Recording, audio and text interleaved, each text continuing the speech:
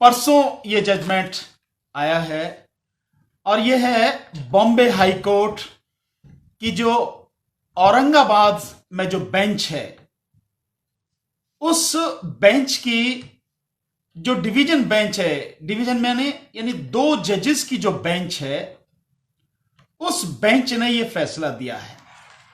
और उस बेंच में जो जज हैं वो टीवी नलवाडे साहब हैं, जस्टिस टीवी नलवाडे साहब और जस्टिस एमजी सेवलिकर साहब। आपके माध्यम से इन दोनों महान सच्चे और अच्छे जजेस को अपनी तरफ से नमस्कार करता हूं। क्यों ऐसे जजेस भी आज देश में हैं जो कभी भी न्याय के हक में फैसला करने में झिझकते नहीं हैं, डरते नहीं हैं और न्याय को जिंदा रखने के लिए अपनी जिम्मेदारी पूरी ईमानदारी से निभाते हैं। जस्टिस टीवी नलवाडे और जस्टिस एमजी सेवलिकर ऐसे ही जजेस में से हैं जिन्होंने वाकई में अपने जजमेंट के माध्यम से दिखाया कि न्याय कभी मर नहीं सकता, न्याय हमेशा जिंदा रहेगा और सच के हक में बोलने वाले और काम करने वाले इस देश में हमेशा रहेंगे। जो एक घटिया राजनीति चल रही है, जो धर्म और जाति की राजनीति चल रही है, इस देश को बर्बाद करने की जो राजनीति चल रही है, उसके खिलाफ हमेशा पूरी ताकत के साथ में वो खड़े रहेंगे। ऐसे जज हैं, उन्होंने ये सिद्ध करके दिखाया है। और जो फैसला है वो तबलीगी जमात से जुड़े हुए जो लोग हैं, जो विदेशी लोग हैं, जो यहां मरकज दिल्ली में आए हुए थे अपने धार्मिक कार्यक्रम में और यहां पर आए हुए थे इस देश में घूमने, इस देश की सभ्यता संस्कृति को जानने, इस देश की परंपराओं को जानने, इस देश के रहन सहन और खान पान को जानने, उन लोगों के, उन विदेशी लोगों के खिलाफ जिस तरह से यहां की राज्य सरकारों ने और यहां की केंद्र सरकार ने जो नंगा नाच किया बेशर्मी का, उनको, उन बेगुनाह लोगों को जेलों में डालने का और दुनिया भर में भारत की सम्मान को, भारत की इज्जत को मिट्टी में मिलाने का, उसके खिलाफ जस्टिस टीवी नलवाडे जी और जस्टिस एमजी सेवलिकर ने बहुत ही कहा है कि तबलीगी जमात को जो टारगेट बनाया गया, तबलीगी जमात के जो लोगों को, जो विदेशी लोग हैं, उनको जो टारगेट बनाया गया वो बहुत जानबूझकर पॉलिटिकल एजेंडा के तहत बनाया गया और उन्हें बलि का बकरा बनाया गया। यह शब्द इस्तेमाल किया है कोर्ट ने कि उन्हें बलि का बकरा बनाया गया।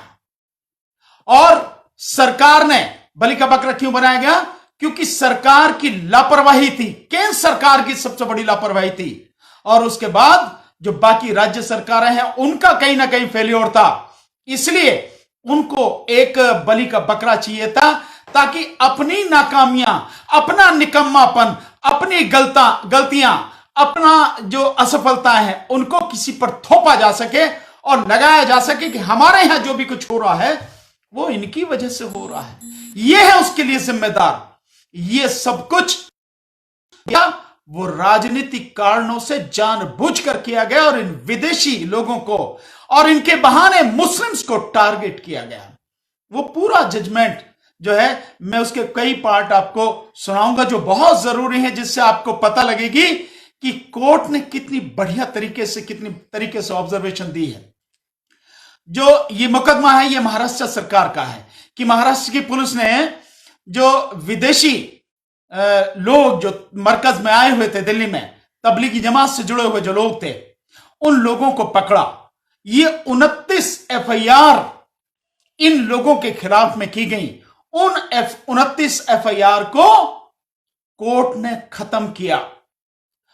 बंबई हाई कोर्ट की जो औरंगाबाद बेंच है उसके डिवीजन बेंच ने इन 29 एफआईआर को खत्म किया और इस पर जो मुकदमे हैं उन मुकदमों को खत्म किया।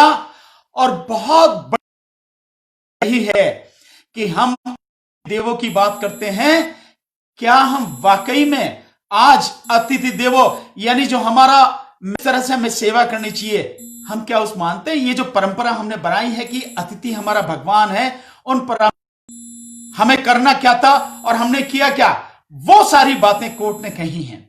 और कोर्ट ने जिस तरह से झाड़ लगाई है, जिस तरह से सरकारों को आईना दिखाया है, वो एक काबिल तारीफ है। मैं इसमें से कुछ चीजें हैं जो आपको बताना जरूर। महाराष्ट्र की जो पुलिस है, उस पुलिस ने जिस तरह से जो केस बनाया, केस किस किस सेक्शन उसमें बनाया है, कानून के अंतर्गत इंडियन पिनल कोड आईपीसी की धाराओं के अंतर्गत बनाया गया है। महाराष्ट्र पुलिस एक्ट 1951 का है, उसके अंतर्गत मुकदमा बनाया। महाराष्ट्र कोविड-19 मेजर्स एंड रूल्स 2020 उसके तहत बनाया है। एक बनाया है पेंडेमिक डिजीजेस एक्ट, यानी महामारी की जो बीमारियां हैं उनके तहत जो कानून है 1897 का, अब का नहीं 1897 का कानून, उसके तहत इन्होंने मुकदमा बनाया उन पर। फॉरेन एक्ट यानी विदेशी कानून 1946 का जो है उसके तहत इन पे मुकदमा बनाया। और एक ये बनाया है डिजास्टर मैनेजमेंट, आपदाओं से संबंधित जो है उसके तहत 2005 का कानून है, उसके तहत इन्होंने मुकदमा बनाया। इस तरह से इतने कानूनों के तहत इन विदेशी जो लोग जो इनके खिलाफ इनको जेल में भेजा गया और केस इनके खिलाफ करे गए। वो मैटर कोर्ट के सामने पहुंचा। और एक चीज और बता दूं, ये वही कोर्ट है, ध्यान रखिए, इसी कोर्ट ने, इन्हीं दो जजेस की कोर्ट ने, जस्टिस टीवी नलवाडे साहब और जस्टिस एमजी सेवलीकर साहब, इन्हीं जजेस की बेंच ने जब सीए एनआरसी के अगेंस्ट में आंदोलन चल रहा था तो धारा 144 लगाई गई थी और धारा 144 में उन लोगों को गिरफ्तार किया गया, उनको धरने पर नहीं बैठने दिया गया। धारा 144 के विषय में जो है इन्होंने कहा जो कि सीए आंदोलन के विषय में कि सीएए का जो आंदोलन है वो एंटी नेशनल नहीं है, एंटी सीए आंदोलन एंटी नेशनल नहीं है, ये इन्हीं जजेस ने कहा था। और धारा 144 को वहां पे हटाया था जो उसके तहत लोगों को परेशान किया जाता, उसको खत्म किया था। यही वो जज हैं। और इन जजों ने कहा कि जब ये कह रहे, महाराष्ट्र की जो पुलिस है ये कह रही कि भाई ये तबलीगी जमात के जो लोग मरकज से आए, इन लोगों ने यहां आके बीमारी फैलाई और इन लोगों ने जो वीजा कानून है उस वीजा कानून का उल्लंघन किया। और इन्हें जब कहा गया कि भाई तुम, जब अनाउंस किया गया कि अगर कहीं भी कोई लोग हैं जो वहां से आए हैं वो अपने आप सामने आ जाए, नहीं आए, तब इनको जो है मस्जिद से पकड़ा गया। मस्जिद से के जो लोग हैं मैनेजमेंट के मस्जिद के, उनको भी 6 लोगों को गिरफ्तार किया गया। इस तरह से इन्होंने ये सारी जो मतलब गुंडागर्दी, एक तरह से मैं शब्द इस्तेमाल करूंगा, ये की है, उसके ऊपर ये जजमेंट है। तो कोर्ट ने कहा है कि तुम जिस वीजा कानून की बात कर रहे हो, कहीं इन्होंने नहीं इसका उल्लंघन किया। इन्होंने तो बल्कि इनके जो वकील साहब हैं, जो तबलीगी जमात के जो वकील साहब हैं, उन्होंने बाकायदा कहा कि हम पे ये कहीं भी नहीं था, कानून वीजा कानून के तहत भी अगर देखा जाए तो क्या हमें जाके उनको बताना है, किसी को बताने की हमें जरूरत नहीं थी। लेकिन उस सब के बावजूद भी, ना कोई बंदिश होते हुए भी, हमने जब वहां पहुंचे तो वहां के जो जिले के पुलिस एसपी हैं, एसपी पुलिस को हमने बताया कि भाई इस तरह से हम वहां से आए हैं, ये लोग यहां पर ठहरे हैं। और वो लोग मस्जिद में क्यों ठहरे? मस्जिद में क्योंकि उस समय जब 23 तारीख के बाद में 22 का पहले लॉकडाउन हुआ एक दिन का, फिर 23 को और 24 को एक घोषणा कर दी गई। तो जब लॉकडाउन हो गया तो सारे होटल बंद हो गए, लॉज बंद हो गए, धर्मशालाएं बंद हो गई, सब कुछ बंद हो गया। तो फिर उस मस्जिद में इनको स्थान दिया गया, ये लोग मस्जिद में रहे। वहां से इनको गिरफ्तार कर पे इन पे आरोप लगाया गया कि ये यहां पर कोविड-19 यानी कि ये यहां पे कोरोना फैला रहे हैं, ये वीजा नियमों का उल्लंघन कर रहे हैं, इस तरह से इन पे आरोप लगाए गए। उसके नेशनल दस्तक की आपसे गुजारिश है कि अगर इसको बचाना चाहते हैं तो नेशनल दस्तक को सब्सक्राइब करने के लिए रेड कलर के सब्सक्राइब बटन को दबाएं, फिर बेल आइकन की घंटी दबाएं। नेशनल दस्तक को बचाने के लिए बहुत जरूरी है कि हर खबर को शेयर करें, लाइक करें, कमेंट जरूर करें।